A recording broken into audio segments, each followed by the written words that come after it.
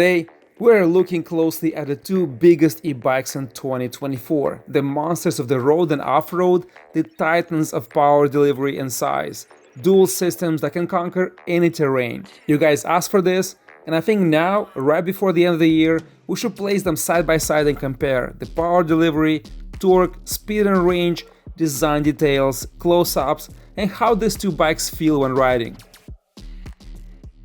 So here are the biggest bikes I tried on the channel and the biggest on the market right now, the two monsters, and let's do a closer look and see the biggest differences between Aniioki A9 and eahora Romeo Pro.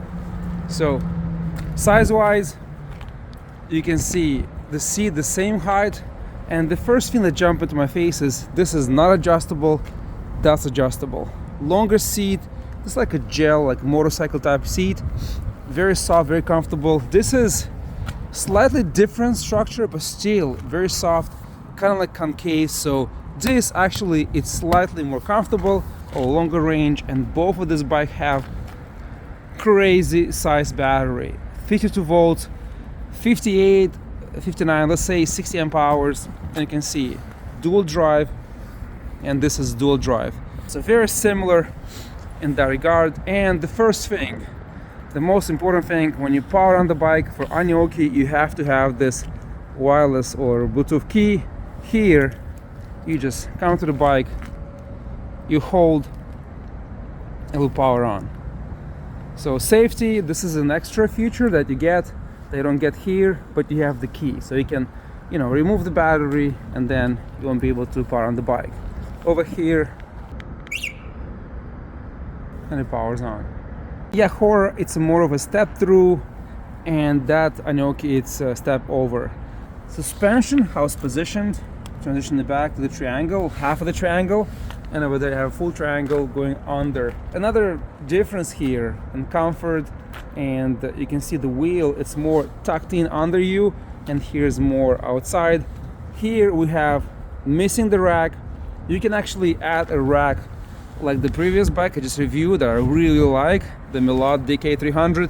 You connect here on the side, but it's not gonna have a full capability the way Aniioki has. So that's why I removed my baby seat, and I can't put it there. You cannot put in the back because he's like what, like 35-40 pounds. Not sure that's safe and that will be able to to support that weight. But this, you have a full rack and connects to the triangle, and it's really beefy. You can replace the screws, drill this through, right, and make it even like beefier. Way more reinforced triangle, and suspension here is dual versus single. Over there you have adjustability. Here you only have adjustability for the rings by compressing and releasing. Over here you also have this ring adjustability right here, but you have also the valve, so it gives you a little more range here. Look at these brakes. So this is more of a standard, I think it's 200 plus millimeters, and it's very thick, but if you look closely, it's a huge disc brake, also 4 piston brakes, really massive big pads, so really powerful brakes, and this is enough for this power for dual system. And you have also safety here in the front on axle, so really powerful bike. And here we have the same motors, but this is like out of this world. Better brakes, I think, and you see here 300 plus millimeters, monstrous disc is just like insane, front and back. Like this is just crazy. I don't think you need to have them that big, but it just looks really cool and also adds weight. But yes, stopping power, you can feel that. It's overkill, you can feel the advantage versus this. The rear lights are positioned differently, but the same exact model, the same with the front lights. But we have here turning signals on A9, no turning signals here. So look at the width of this tire and look at the width of this tire. This is like, I don't remember the numbers, but I think this is 4.5 and this is 4.8 or 4.9 or 5 inches, and it's off-road, so it looks so much beefier. It just looks like just too much, guys. It's just like too much, too big. and it looks good. I like it. Longer fender in the front, shorter, so if you go over mud, you're gonna get all sprayed there, all dirty. Here, a little more coverage, and also on the back, you can see here, they look like the same on the rear. Good coverage on both models. The seat adjustability, big advantage to Aniioki, so you can lower it down if you're shorter, you can raise it up, and there's more left under, so you can really extend for like 6'5" up to 7 feet. So really big advantage on Aniioki versus eahora. Over there, it's more like a cruiser.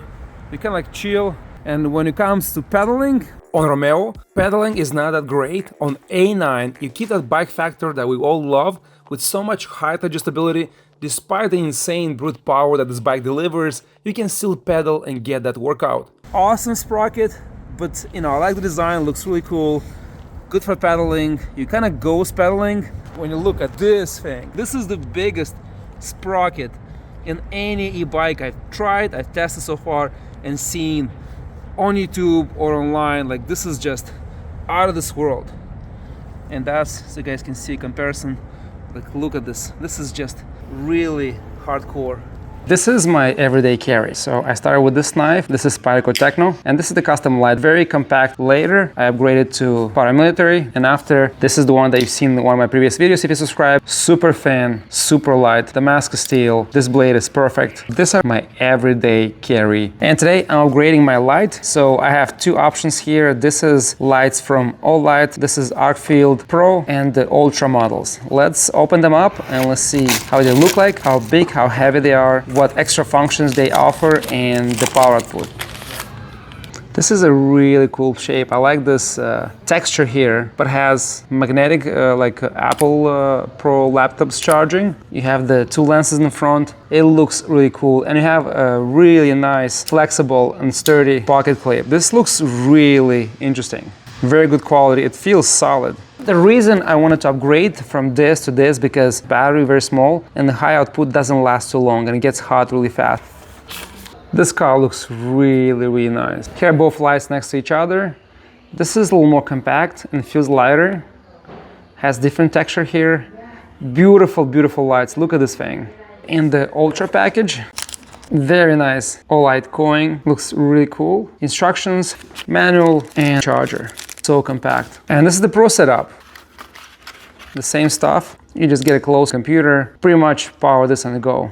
And this is lights side by side. So now let's charge them and let's see how they perform outside. This will be a really cool option to have in your pocket. So this is the Ultra and this is the Pro. You can see the 3D shape here. And you have different texture on the side. This feels so much nicer, much grippier. And they have the same functions: low, mid, and high. So this is 1300 lumens. It's a floodlight. It lights up pretty much the entire area. Now let's go to the Ultra. This is the low output, mid, and this is high. Slightly brighter, not a big difference, but you can see such a compact light. Look how much it covers. This is great for firefighters, for law enforcement, custom officers. Very, easy, the size of a knife, and you light up a lot in front of you. You have a laser.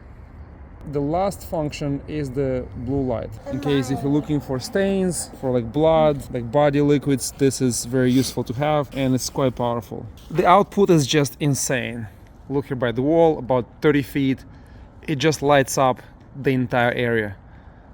And my kid is with the second flashlight. You can see how bright it is. This is impressive. This is a very tiny flashlight. For the amount of light it throws out, it's just insane. If the light is on, you can just cycle it by moving this circle in the middle, and you can have the laser on, and you move it again, and you have the blue light on. It shows you here the charge level. A very easy operation, 3D like shaping, and it looks amazing. So both lights have magnetic in the back, and so it can clip to anything that's metal. Before we get to the cockpit, I want to just show you just a quick walk around the bike so you guys can kind of like see them, and I'll put them next to each other so you guys can see a front view.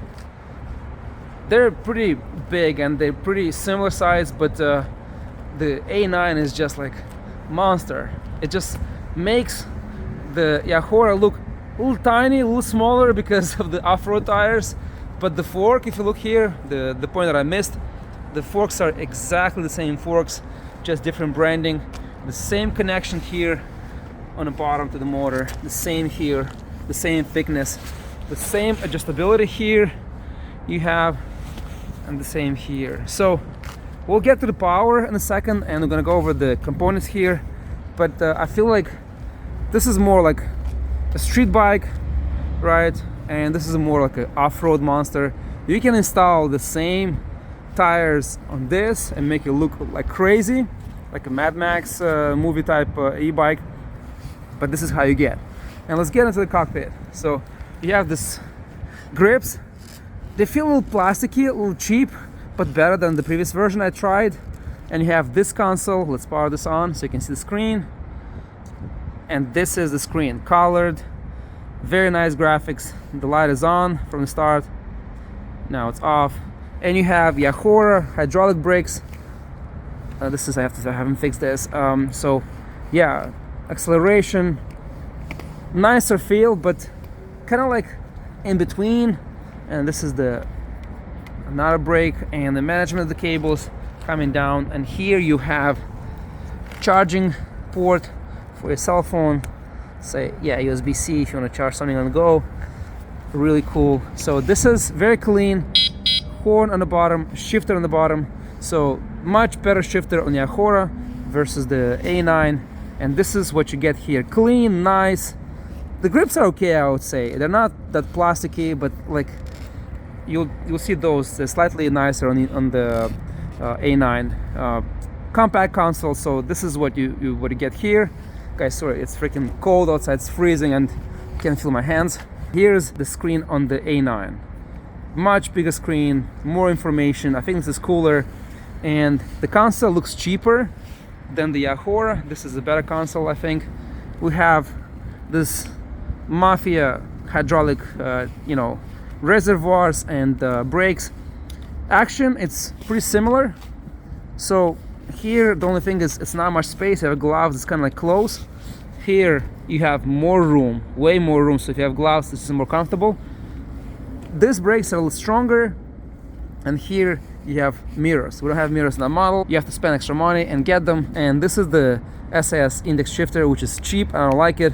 I wish they had this guy right here. Looks so much better. Here's we have Shimano CIS 7-speed, and here you have the same exact cassette, 7-speed CIS. So getting that shifter over here will be cool. These grips are, I feel like, rubbery more, and they're not highest quality, but better than what you get here. I like this design more. The structure is grippy, and the throttle. And this is, guys, the biggest things that I think are important. If you go into nitty-gritty, there are more stuff, but these are the specs on the motor. And let's go into power delivery. Let's put them head to head, and let's do acceleration the same as I did with the scooters, and see which one has more torque and more power.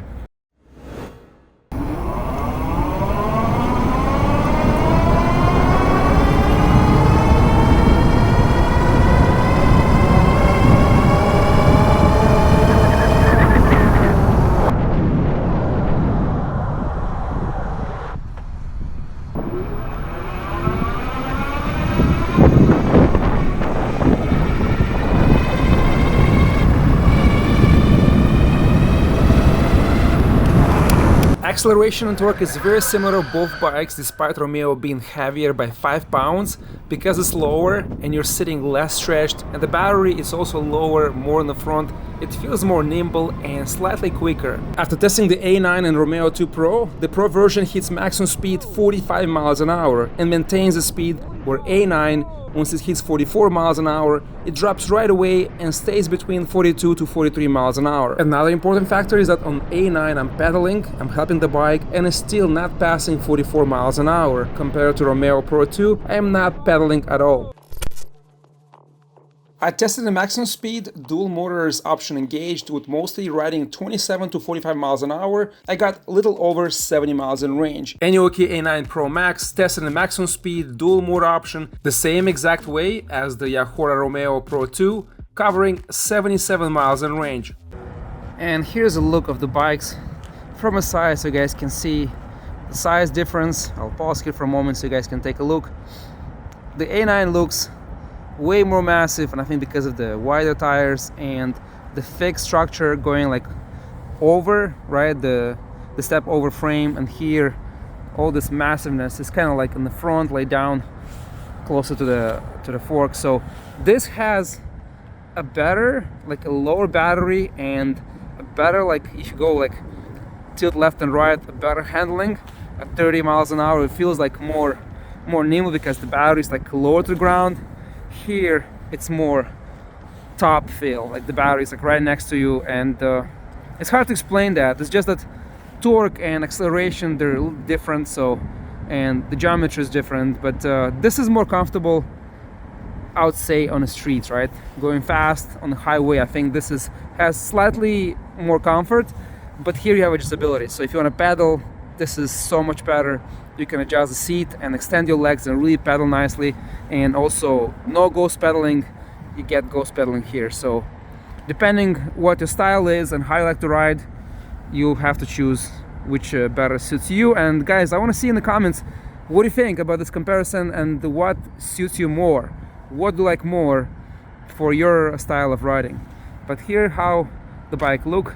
Hopefully I'm able to like kind of like relay that to you, and you can get a better feel from the video. It's better to ride these bikes and have them you know, like in the same day, to take them both for a spin and kind of test and get the feel.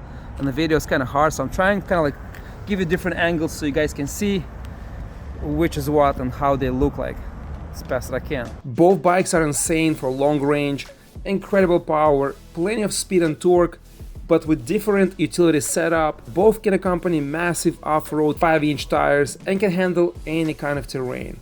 All the links will be down below. Take a look, ride safe, and I'll see you next time.